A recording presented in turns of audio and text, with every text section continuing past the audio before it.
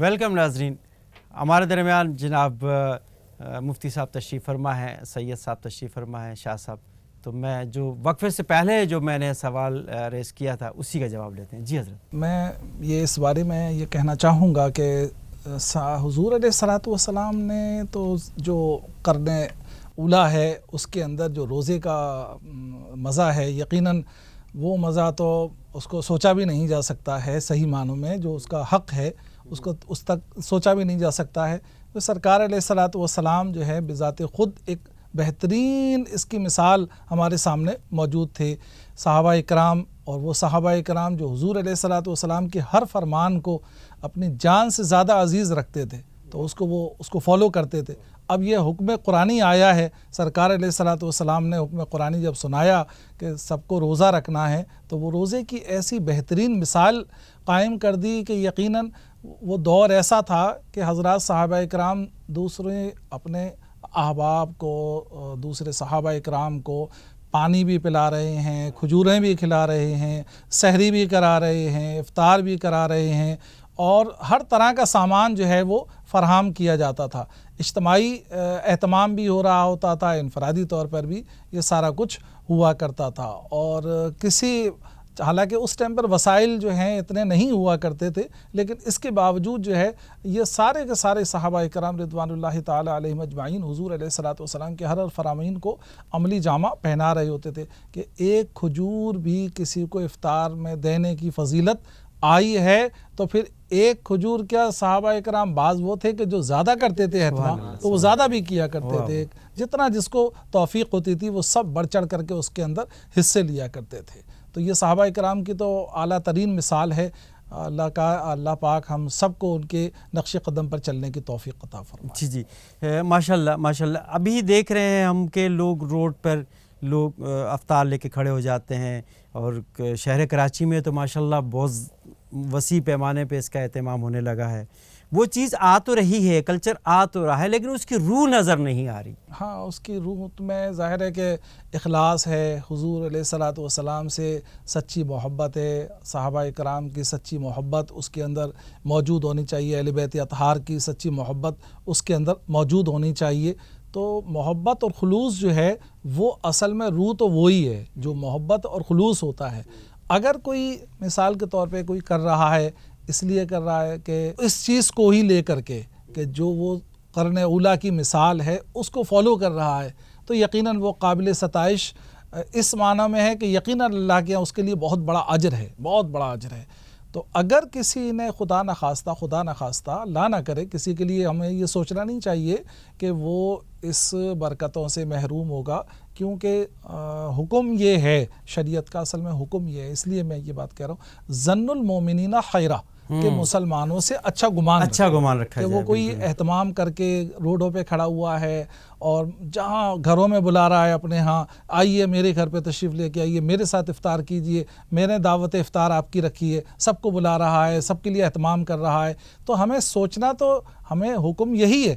اب وہ جانے اور اس کی نیت جانے، اس کی نیت کیسی ہے اللہ تبارک و تعالیٰ دیکھنے والا ہے. تو روح جو ملے گی، لیکن اس کے لیے یعنی میرے لیے مثلاً میں اگر یہ کرتا ہوں تو مجھے یہ یقینی طور پہ اپنے اندر لے کے آنا ہوگا کہ میں یہ سب کچھ جو کر رہا ہوں اس لیے کر رہا ہوں کہ اس کا مجھے امر ہے، حکم ہے، اور ہمارے اکابر اسلاف نے یہ سب کچھ کیا ہے، ایسے ہی کیا ہے، تو اسی کے اندر خیر ہے. واہ واہ، کیا بات ہے، کیا بات ہے، بہت اچھا. اچھا یہ فرمائیے کہ روزہ کن چیزوں سے ٹوٹ جاتا ہے؟ روزے میں کھانا نہیں ہے، ٹھیک ہے، پینا نہیں ہے، ٹھیک ہے، یہ دو چیزیں خاص چیزیں ہیں. تو اس طرح کا معاملہ ہوا کرتا ہے. منہ بھر قے آ جاتی ہے، اس سے روزہ ٹوٹ جاتا ہے. تو اس طرح کے جو چیزیں ہیں جو شریعت میں ان سے روک دیا جاتا ہے. ان چیزوں سے ظاہر میں یہ عام مسلمانوں کا روزہ ہے. عام مسلمانوں کے روزے کی یہی شان ہے کہ جن چیزوں سے روکنے کا، بعض اور چیزیں بھی ہیں ان سے روکنے کا حکم ہے کہ ان سے رک جانا چاہیے. اس سے اگر کوئی بندہ رکا ہوا ہے تو اس کا جنرل جو روزے کا حکم ہے وہ یہی ہے کہ اس چیز سے رک گیا، اب اس کا روزہ ہو گیا. اور اگر اس سے وہ نہیں رک رہا ہے، کھا رہا ہے، پی رہا ہے، تو وہ اس کا روزہ ٹوٹ گیا. نماز کی جو نہیں پڑھے گا تو اس کے لیے سزائیں رکھی گئی ہیں. ہمارے جو ائمہ اکرام ہیں انہوں نے بتایا کہ جو نماز نہیں پڑھے گا، حضرت امام مالک رضی اللہ تعالیٰ نے بتایا، حضرت امام ابو حنیفہ نے بتایا کہ ان کو جو ہے نا وہ قید کر دیا جائے۔ حضرت امام مالک تو اتنے سخت ہیں اس بارے میں کہ اس کو قید میں ڈال دو جب تک جو ہے کہ یہ وہ توبہ نہ کرے اور نماز کی طرف رجوع نہ کرے۔ اسی طرح حضرت امام ابو حنیفہ رحمۃ اللہ علیہ نے بھی فرمایا، بہت سی ان کی چیزیں موجود ہیں اس کے بارے میں۔ تو اگر کوئی شخص جان بوجھ کر روزہ قضا کرتا ہے اور یا غلطی سے اس سے روزہ ٹوٹ جاتا ہے یا وہ بیمار ہے، تو اس کا کفارہ کیا ہوگا؟ قضا تو ایک ہی ہے، قضا کرتا ہے، مثلا اس نے نہیں رکھا روزہ تو اس کے اوپر ایک ہی دن کی قضا ہے، ایک دن کی، اور باقی رہ گیا یہ کہ حاکم اسلام جو ہے وہ اسے اگر شرعی طور پہ سزا کی بات آ جائے تو اسے سزا ہوگی، تو تعزیر جو ہے اس کو کرے گا، کبھی ٹھیک ہے پتہ چل گیا 2 گواہوں سے ثابت ہو گیا کہ یہ روزہ نہیں رکھ رہا ہے اور شریعت کی اعلانیہ جو ہے کہ وہ بغاوت کر رہا ہے اس چیز سے، اعلانیہ بغاوت کر رہا ہے، ضائع کر رہا ہے، تو وہ جو حاکم ہوگا، قاضی ہوگا، وہ اس کو کوئی سزا جسے تعزیر کہتے ہیں وہ کر دے گا، ٹھیک ہے۔ لیکن اگر اب رہ گیا مسئلہ یہ کہ کفارہ کیا ہوتا ہے، کفارہ یہ ہوتا ہے کہ روزہ توڑتا ہے کوئی بندہ، جان کر کے روزہ توڑتا ہے، ٹھیک ہے، جان کر کے کوئی شخص روزہ توڑتا ہے تو اس کو حکم ہے کہ وہ اب 60 دن کا روزہ رکھے، 2 مہینے کا روزہ، جی، اور مسلسل اس کو روزہ رکھنا ہے، توڑنا بھی نہیں ہے بیچ میں۔ اور اگر اس میں اس کی سکت نہیں ہے کہ وہ اسے پتا ہے ہر آدمی اس کی جب ایک دن ممکن ہی نہیں ہے، ایک دن نہیں رکھ پا رہا ہے تو وہ 60 دن کیا رکھے گا؟ وہ بالکل صحیح فرما رہے ہیں۔ تو پھر وہ شخص جو ہے وہ 60 صدقہ فطر ادا کر دے گا، اچھا 60 صدقہ فطر ادا کر دے گا تو اس سے وہ بری ذمہ ہو جائے گا۔ ٹھیک ہے۔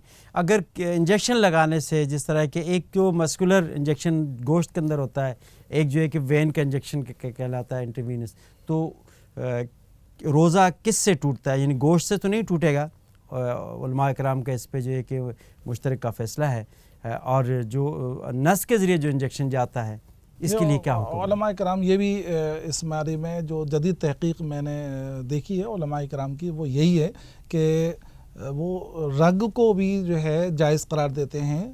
اچھا، نس کے ذریعے بھی اگر انجیکشن جاتا ہے تو پھر روزہ اس کا فاسد نہیں ہوگا؟ فاسد نہیں ہوتا۔ ٹھیک ہے، جزاک اللہ، بہت بہت شکریہ جناب مفتی صاحب، آپ تشریف لائے اور بہت خوبصورت آپ نے گفتگو فرمائی، اور ہمارے ناظرین کی رہنمائی کے لیے انشاءاللہ مشعل راہ ہوگی۔ جزاک اللہ۔ ناظرین، آخر میں چلتے ہیں، ہمارے ساتھ سعد علی تشریف فرما ہے، میں ان سے گزارش کروں گا کہ بارگاہ رسالت میں آپ صلی اللہ علیہ وسلم میں ایک کوئی ہمیں اچھا سا پیارا سا کلام سنائیں۔ جی حضرت۔ صلی اللہ علیہ یا رسول اللہ، سلام علیکہ یا حبیب اللہ، ایسا کر دے میرے کردگار آنکھوں میں، کچھ ایسا کر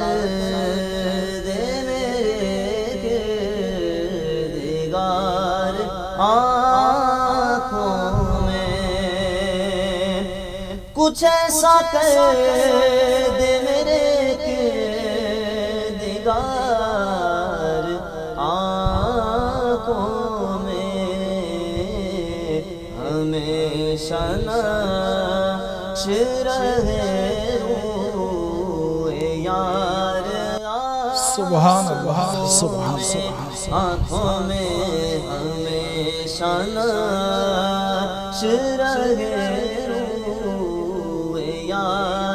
آنکھوں میں،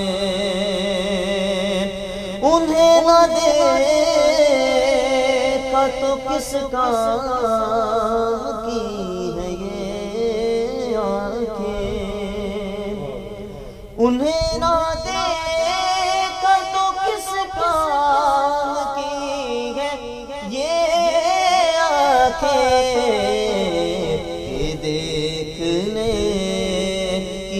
ساری بہار آنکھوں میں، آنکھوں میں، آنکھوں میں، آنکھوں میں کہ دیکھنے کی ہے ساری بہار آنکھوں میں،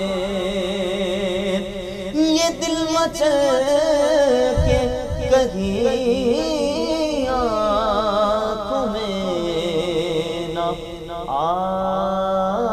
جائے، یہ دل مچلے کہ کہیں آنکھوں میں نہ آ جائے، کہ پھر رہا ہے کسی کا مزار سبحان اللہ، سبحان اللہ، کہ پھر رہا ہے کسی کا مزار آنکھوں میں، تمہارے قدموں پہ موتی نثار ہونے کو، تمہارے قدموں پہ موتی نثار ہونے کو، ہے بے شمار میری اشک بار آنکھوں میں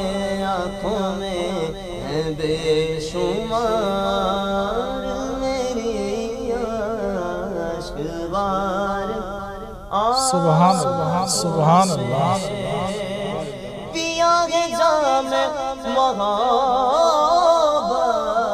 جو آپ نے نوری، ہمیشہ اس کا رہے گا خمار آنکھوں میں، ماشاءاللہ، ہمیشہ اس کا رہے گا خمار آنکھوں میں۔ کیا بات ہے، کیا بات ہے، بہت شکریہ سید سعد علی، آپ تشریف لائے اور بہت خوبصورت انداز میں آپ نے آقا کی بارگاہ میں ہدیہ نعت پیش کیا، جزاک اللہ۔ اور مفتی صاحب میں آپ کا ایک بار پھر مشکور ہوں کہ آپ نے اپنا وقت دیا، جزاک اللہ۔ ناظرین، آج کے پروگرام میں ہم نے خاص طور پر روزے کے مسائل کے حوالے سے بات کی، روزہ کس طرح اس کی قضا ہوتی ہے، کس طرح اس کا کفارہ ادا کیا جا سکتا ہے، اور قرآن مجید اور توریت کے بارے میں اور دوسری الہامی کتابوں کے بارے میں ہی ہم نے مختصر ذکر کیا۔ امید کرتے ہیں کہ آپ کو پسند آیا ہوگا۔ اور یہ رمضان برکتوں کا مہینہ، رحمتوں کا مہینہ، اس میں اللہ کی بارگاہ میں جتنا استغفار کی جائے، جتنا توبہ کی جائے، اللہ تعالیٰ کو اتنا پسند ہے۔